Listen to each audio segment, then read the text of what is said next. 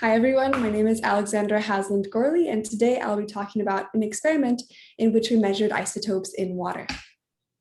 So I'll give the motivation for this experiment, I'll explain the relevant climate science, I'll explain our experimental setup, our data, and then the conclusions that we drew from our data. So let's start with the motivation. Climate change poses a formidable threat to humanity, and by studying the past climates, we can predict the climate of the future. And so we see a picture of melting ice caps as well as a trend of increasing average temperatures. So we definitely know that climate change is a formidable threat.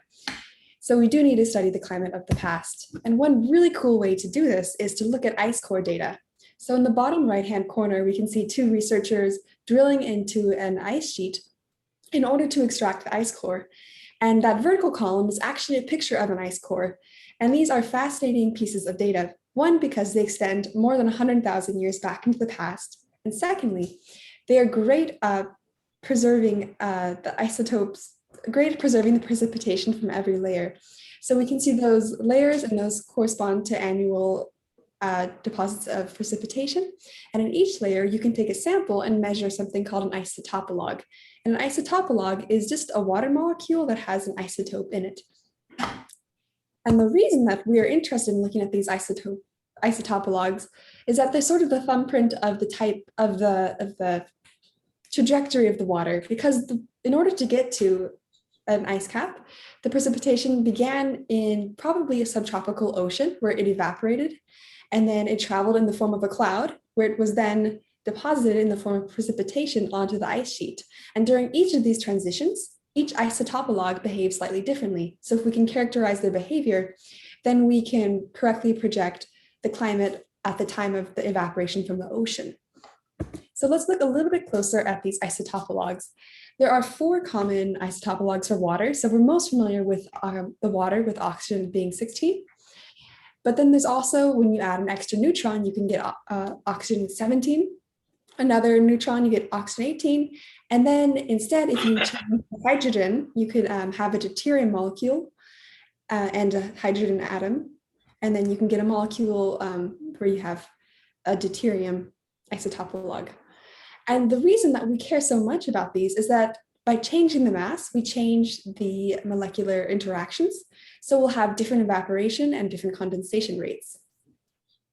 So in order to get a little bit more familiar with why we would care about these rates, we need a way to quantify the concentration of each isotopolog. So we can start by defining these values for R, which is just the absolute concentration of the isotopolog divided by the most common isotopolog, which has oxygen 16. Then we can take these R values and input them into these delta functions. And the delta function is just an easier way to measure these concentrations.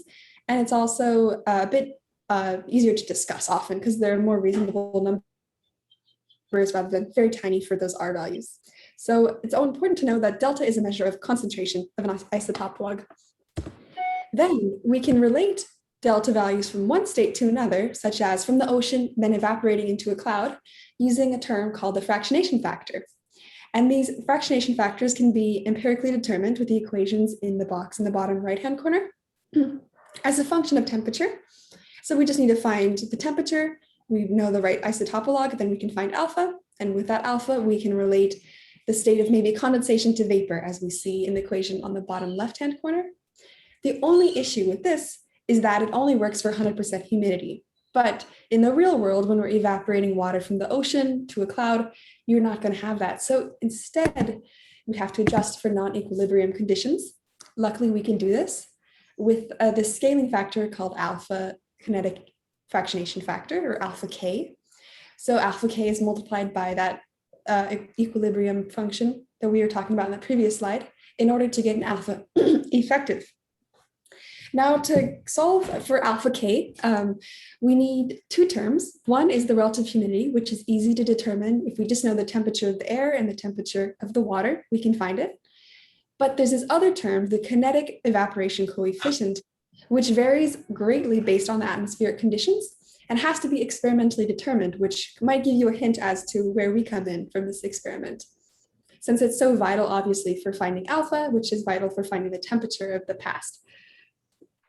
So to find the K values, we use the Rayleigh model, And this is a model to relate the concentration before and after an evaporation or condensation transition. So the equation we see here relates the concentration after the transition has been made to the concentration before it has been made.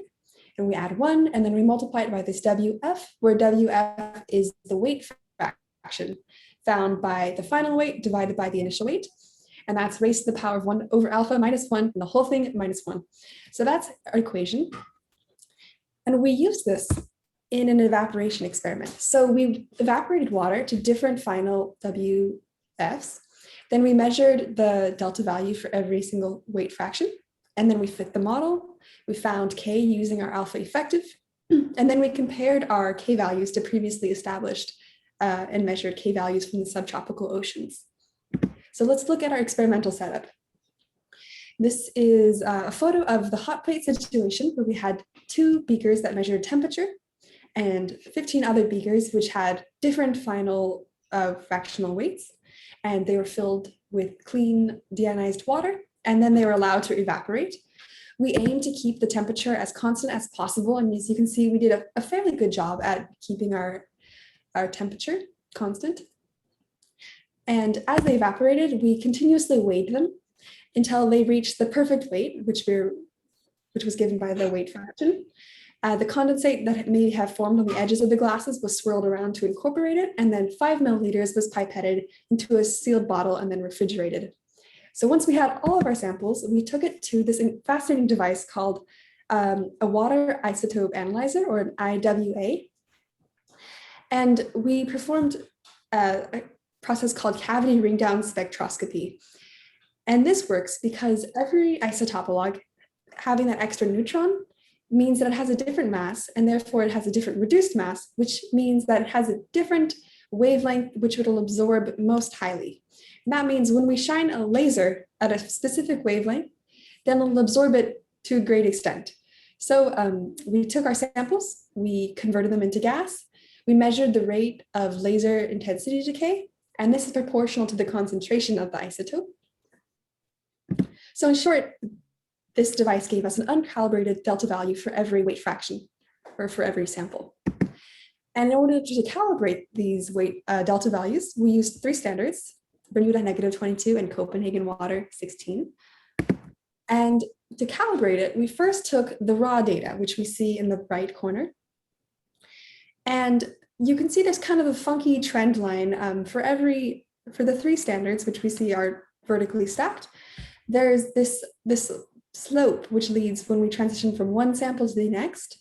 And that's because of simply the contamination in the chamber, because they're injected into the same chamber and there's no good way to clean it. So instead, we just had to accept that we're going to lose some data, which is exactly what we did, is we just took out the first 6 points for every sample in order to get a really nice, crisp data selection. And then we created a calibration fit since we knew the delta values for the standards, and we determined experimentally with that IWA experiment the delta values. And then we fit a line of best slope to the data points. And this allowed us to calibrate the rest of our data. So we did the same process of rejecting the first 6 injections for every sample. We calibrated the data using the fits from the previous step, and then we found the average delta value for each sample. Finally, we were able to plot those delta values against the weight fraction. And then we fit our equation using the Rayleigh model, which I mentioned earlier. And from that, we were able to find alpha, which was given in the bottom right-hand corner. And we found the uncertainty on the alpha values given this equation. And we found that a large source of our error was actually from the weights of the masses, because our scale wasn't as precise as we might have wished it to be. So that's the source of uncertainty for this experiment. All right, and we're almost to finding K.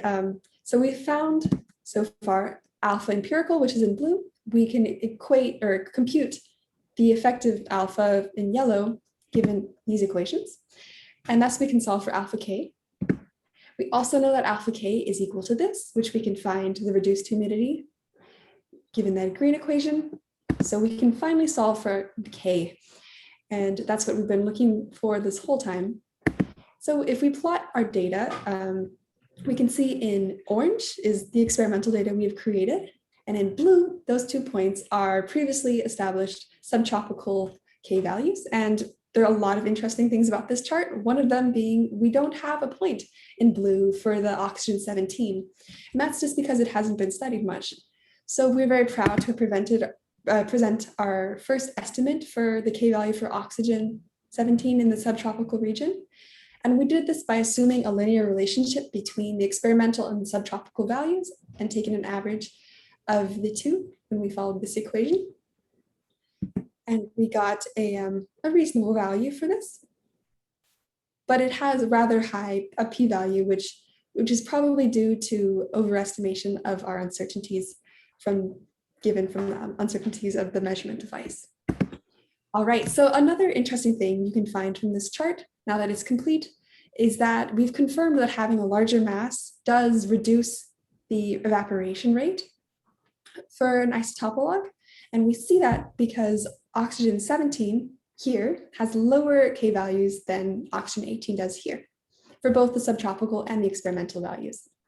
Further, there's a pretty interesting effect happening as well because oxygen 17 isotopolog and the deuterium isotopolog have the same molecular mass, but we see that deuterium has a much higher K value than oxygen 17 does. And we think that this is due to the asymmetry of the deuterium isotopolog because we have just hydrogen and then we have hydrogen plus an extra neutron on the other side. So it's going to have different molecular interactions and therefore have a different evaporation rate. Additionally, we see the extremely sensitive K value coming to light when we have different conditions from our subtropical to our experimental, such as scenarios like our different temperature, different wind speeds, different humidities, because we see that for the subtropical zone, the oxygen 18 has a larger K value than deuterium does.